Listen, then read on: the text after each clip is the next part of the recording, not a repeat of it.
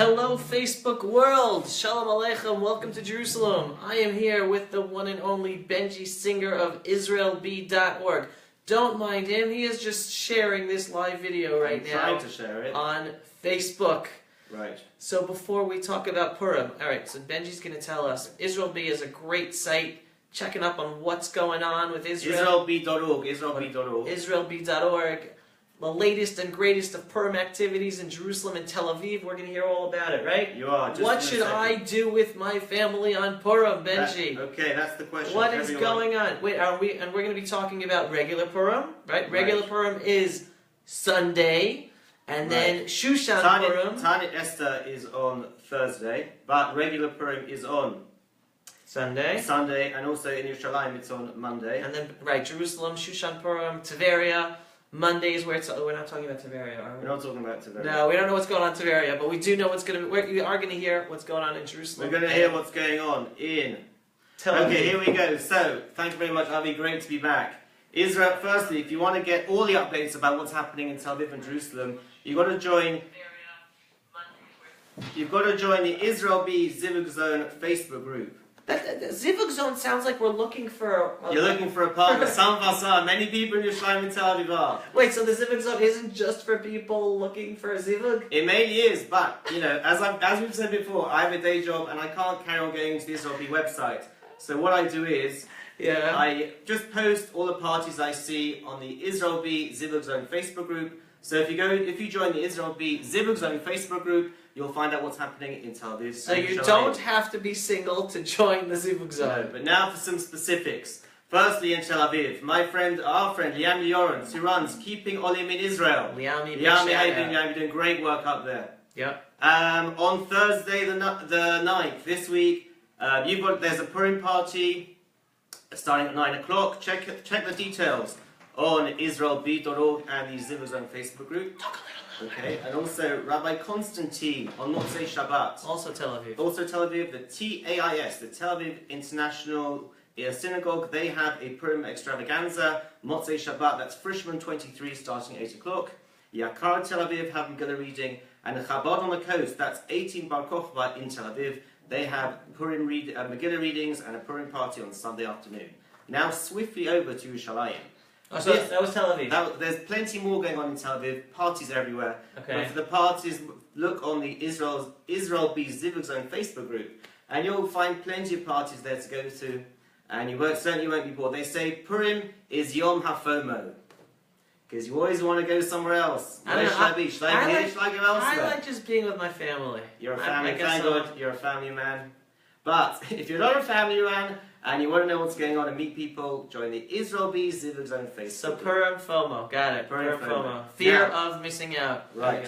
Now to Yerushalayim. Again, as Avi said, Purim in Yerushalayim is Sunday night and Monday. But before then, this Wednesday evening, at the OU Israel Center, JChat, which is the division of the OU Israel Center serving young professionals, run by the outstanding educator Rabbi Sam Shaw, they have a pre-Purim cooking demonstration and celebration, and you should come dressed up at 7:30. So this coming Wednesday at the OU Israel Center, JChat have a special Purim program starting at 7:30. What is the program? Well, the program, they're teaching you how to cook, they're teaching you how to drink, and also teaching you how to drink. How to drink, but well, and also you've got to come. There's also a dressing up parade. Contact Rabbi Sam Shaw for more details. Wednesday night, 7:30, OU Center. Also, check out JChat, join the Facebook group, and contact Rabbi Sam Shaw for more information. And for those who don't know, what is JChat again? Who's JChat, well, it's a great initiative started 5-6 months ago by Rabbi Sam Shaw. It's the division of the OU Israel Center serving young professionals from around ages 25 to 45. They've had some great events. They had a Hanukkah event, they had a Tu B'Shvat Tiyul, and they're having their event for Purim this Wednesday evening. Secondly, people ask all the time about Megillah readings. Chabad Rechavia have round-the-clock Megillah readings. You'll find out the exact time and the locations on IsraelB.org when I get the information. Thirdly, and maybe most importantly... Wait, is it around the clock at night and in the morning? Yes, throughout the day, 24/7, they have Megillah reading. And it's very popular for those who get a bit tipsy at parties in the evening. They can get up a bit later and they can listen. Also, women, if they got they have to look after their kids, they can find out about Megillah readings throughout the Gam day, hein hayu ba'oto hades. which we're going to be talking about in a minute. But finally, and most importantly, there is a great Purim carnival organised by the Shir Chadash on Emet community. It's a great community. If you look on my Facebook page, you'll see yesterday I interviewed Tova Kramer and Necham Levy all about it. Now, what's going on there? So this Sunday night from 7:30, they have a Purim carnival starting with the Megillah, and then at 7:30. Wait, Sunday night. Sunday night, because we're in Yerushalayim now. Right. Sunday night at 6:30, they've got Megillat Esther. 7:30, they have a carnival for all the family, and at 8:30, they got the very popular Portnoy Brothers. From then, they got plenty of things going on at the Purim carnival. They've got a cocktail bar. They've got a raging bull stand. A raging bull stand. In Jerusalem. In Jerusalem. On Emek Raphaim. Wouldn't have thought that. They got a hot dog stand, and there's face painting. There's plenty going on there. And again, Necham Levi asked me to remind everyone, it's for everyone. It's for singles, for marrieds.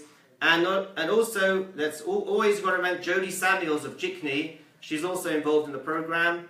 And independently, if you want to know what's happening for young professionals in Jerusalem and Tel Aviv, contact Jodie Samuels at Jikni. That's JICNY.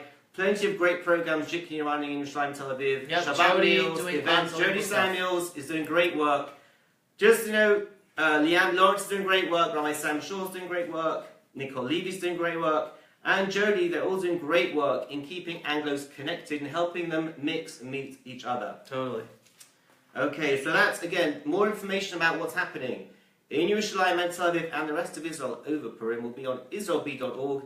And if you want to find out about all the parties, join the Israel B Zivug Zone Facebook Because group. you do not want to miss out on any party You don't. in Tel Aviv or Jerusalem, and you can do both. You could do both. Exactly. You could do, yeah, you You could. do all of them. Exactly. And you have to go to israelb.org to see all of them, so you don't Right. want to miss out on any of them. No, that's right. Except for me, because I'm going to be home with my family. Right. Okay. I'll be missing all of them. What am I going to It's do? okay. Be enjoying. I What are you can dressing up definitely- as? Good question. I haven't figured that out yet. My wife and I are still trying. Right. First, we're dealing with the kids. What are each of the kids going to be dressed up? I think we have a costume for each one of them. Can't tell you. Sorry. We'll let them come out on Purim. But so now it's me and my wife to figure it out. What about you? What are you going to dress up as? Well, last year I was Super Yeka. You were what? Super Yeka. Is that Super- like a super yeki? Yeki. That's right. A Super Yeki. Super I yeki. bought a hat, a Superman hat, which was the shape of a Yeki hat. I bought the T-shirt, the socks. And was the picture I like had the the picture of the yeki instead of? But the question is, why was I Super Yeki? For two reasons. Yeah. Firstly, because both my grandfathers were Yekas. They came from Germany, from Berlin and Leipzig, so it's in the blood. But secondly, because of Israel B, people always assume I know what's going on. So therefore, I you're know a the yeki. times of everything. So I was Super Are you Yeki. a yeki? I am Yeki by nature. You're a yeki by nature? I mean, since coming to Israel, you have to kind of... I'm a yeki and always making sure I'm fashionably late. Right. So you're So I'm yekish about that. You're an Israeli Yeka. I'm trying to do that too. Okay. But so I was Super Yeka. This year we haven't decided yet. The most important thing is it makes What people about giggle. cholent? Cholent, that's right. Maybe cholent. You remember I made cholent. That'd be a bit That's hard. I'm not quite sure how to do that. But, Anyone have suggestions right. for how Benji can dress up as cholent for Purim? How would I dress Send up? That's them right. in. Send me the information. That's right. How would I dress up as children? What hat do I wear? What shirt do I wear? What trousers would I wear? So send them in. That will be interesting. Okay. Yes. All Okay. right. Now you want to go and talk about Purim itself. Okay. Now Purim itself. 2 ideas for Purim. Okay. So I was thinking about what does Purim mean to us. Maybe these ideas we can take to our Purim Suda. And I think we can understand Purim on 2 levels. There are 2 real themes of Purim. There's Purim on the individual level and Purim on the national, collective, communal level. And there are a few beautiful Pesukim in Megillat Esther. Firstly, again, going to the individual level.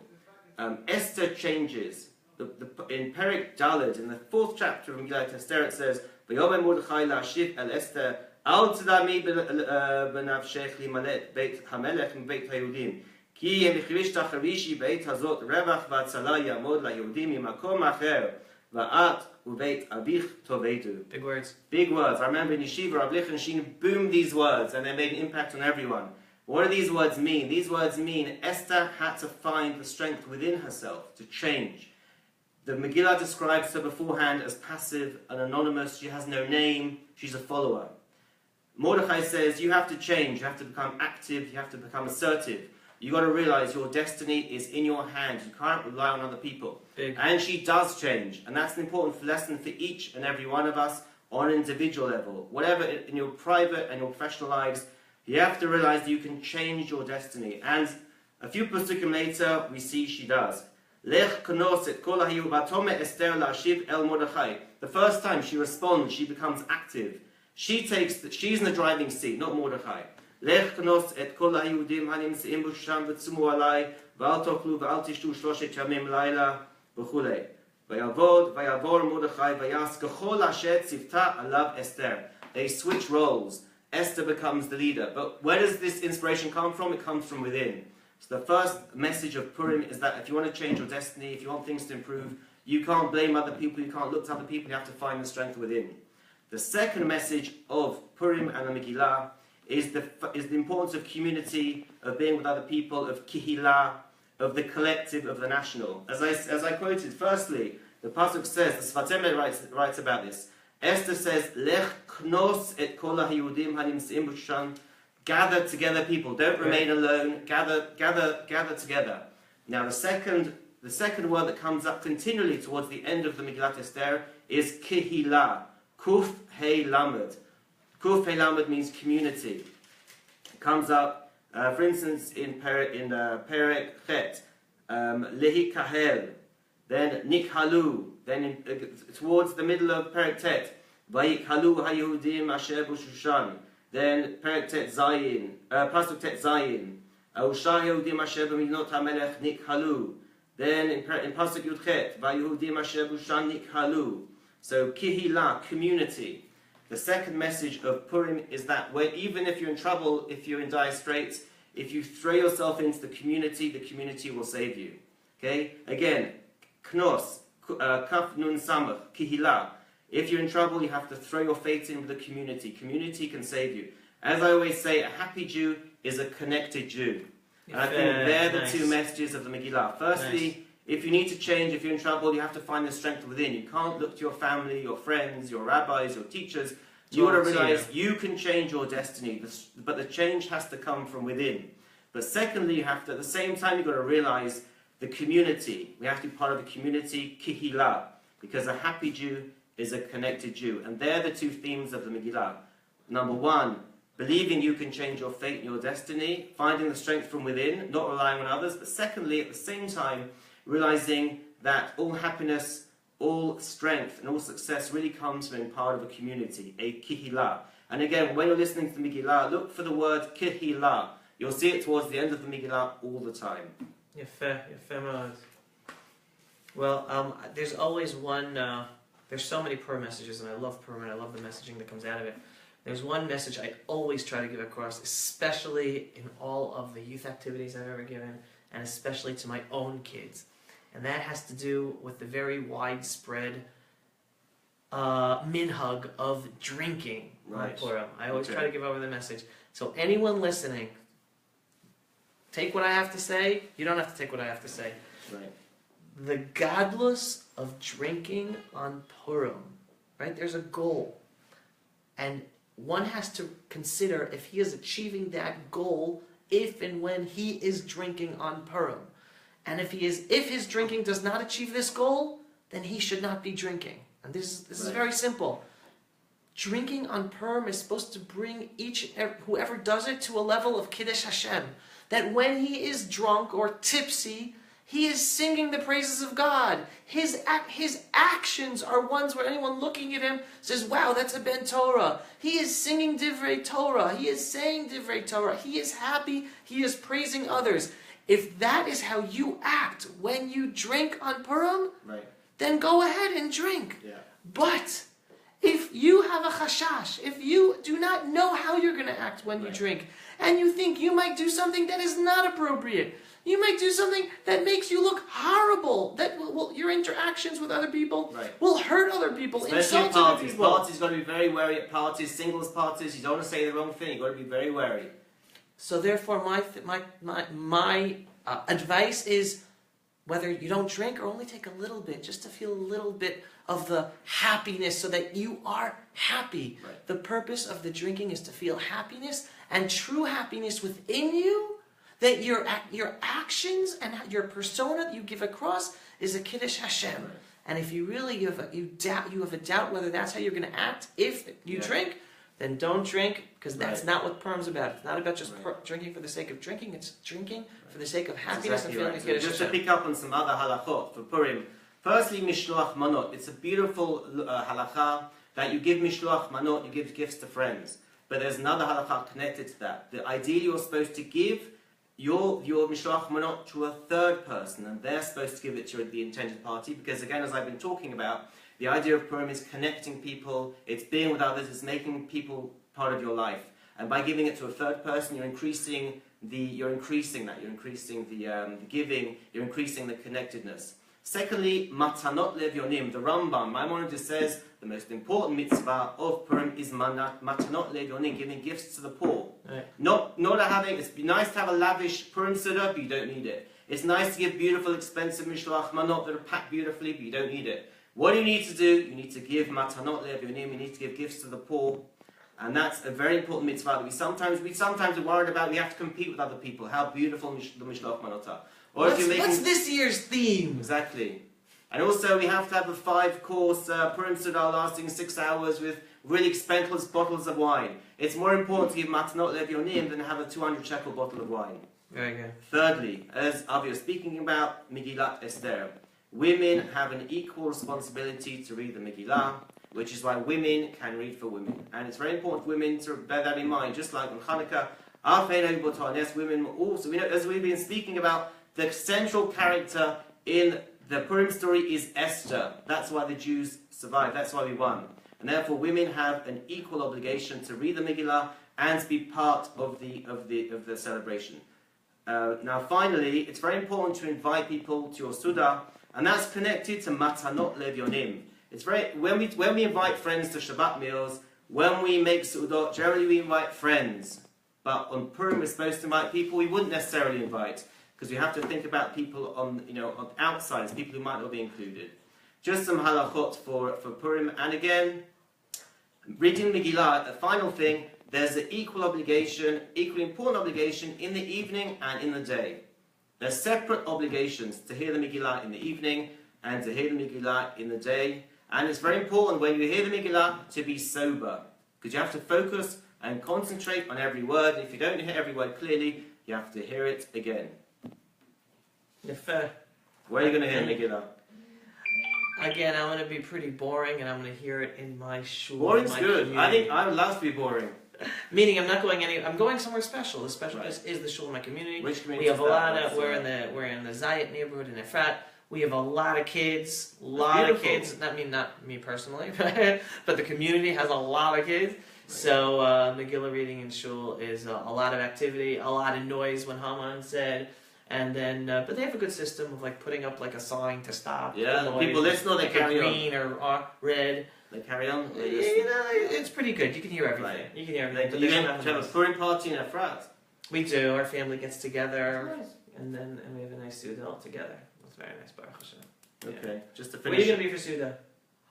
I'm going to be with friends, and I'm going to go to other friends. I'm going to go to friends or a family, then I'll go on to other friends and enjoy the day. You got it. All right. Just a final idea. Yes. Our friend Michael Eisenberg has brought out a great book called The Vanishing Jew. In that book, he raises a very important point, especially those of us in Israel need to be aware of. And that is, if you look historically at the Purim story, it's hard for Jews in Israel, in a way, to relate to it. Because the Jews in the Purim story decided to remain outside Israel. Right. Michael Eisenberg argues that Mordechai was an assimilated Jew. And he didn't convince the Jews to return to Israel.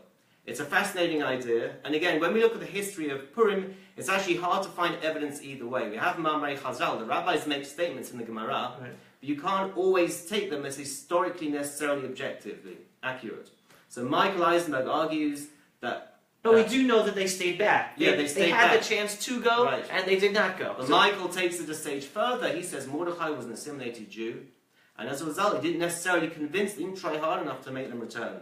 And Rav Abelow, Michael had a very interesting book launch at Beit Avichai last week. Rav Abelow said that at his Purim Suda, not only do they not get drunk, they have the minhag of reading the first 2 chapters of Sefer Nehemiah. Why? Because Sefer Nehemiah teach you about Shivat Zion, about the importance of returning to Eretz Yisrael, coming back to Israel, leaving the Galut, coming to Israel. And Rav Abelow said that's like a tikkun. It's a correction of the Purim story. It's a correction of Mordechai. It corrects the behavior of the Jews who decided to stay outside Israel, and instead they finish off their Purim Suda on Purim by reading Sefer Nehemiah, which is all about Shivat Zion. It's about the Jews returning to Israel, about building up the land. And in a way, therefore, for us Jews, we're passionate Zionists. Purim is an interesting day. It's a complex day. On the one hand, we're religious Jews. We believe in Hashem. Therefore, we're celebrating the fact that we were saved, that Hashem saved us. We're celebrating a miracle. At the same time, however, we have to bear in mind that the Purim story happened outside Israel. They decided not to return here. I wouldn't say it, but some people say they deserved it. They decided not to come back. They decided not to put their faith in Hashem. They decided they didn't want to necessarily have a Jewish army. They wanted to rely on other forces, or a non-Jewish army. As a result, they were almost destroyed. And therefore, there's a dual message of Purim. On the one hand, it's that Hashem saves us, and we can believe in Hashem and miracles. On the other hand, there's a lesson that despite everything, in Israel, this is the place to live. This is where we have the temples, and this is where we can have our own army, and we can have our own land, and we can defend ourselves. So there's a dual message that Michael writes about in his book, The Vanishing Jew. And if you can, it's well worth reading. You can buy it in English or Hebrew. And that can be maybe an interesting thing to discuss at your Purim Suda. Amen. And I loved hearing about Rav Lau's minhag of reading the 2 chapters in Nehemiah. Maybe I'm going to do that this year. That's an awesome minhag to start. Right. I like it. Yashikayach Benji Singer. Thanks again, Avi. Great Always to be a pleasure. IsraelB.org, folks. Check it out. Don't miss out any party in Tel Aviv. Israel B stands for turning Israel into your bayit. Not Benji's Israel, that's a coincidence. Turning Israel into your bayit. Coincidence.